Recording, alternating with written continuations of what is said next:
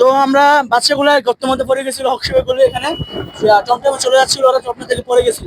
তো আমরা যেমনটা জানতে পারছি এখানে ফ্লাইওভারের কারণে মানুষ অনেক দুশ্চিন্তার মধ্যে পড়ে গেছে, যার ফলে ওদের রাত দিন ঘুম হারাম হয়ে গেছে। কারণ এখানে যখন ক্যানগুলো আনতো রাইতে অনেক বিশৃঙ্খলা ভাবে হর্ন বাজাইতো ওরা, যার ফলে মানুষগুলো ঘুম হারাম হয়ে গেছিল রাতে।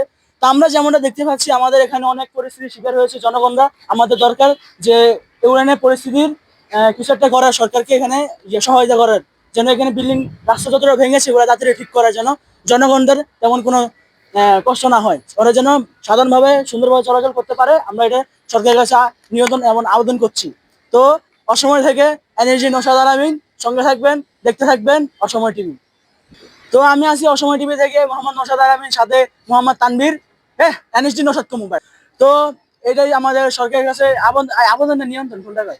আবেদন আবেদন আমাদের সরকারের কাছে আবেদন থাকবে যে আপনারা তাড়াতাড়ি এই রাস্তাগুলো ঠিক করেন। এনএসডি নৌশাদ, ক্যামেরাম্যান সাথে অসময় টিভি থেকে আমি আছি এনএসডি নৌশাদ, সাথে ক্যামেরাম্যান তাইয়া। অসময় টিভি থেকে আমি আছি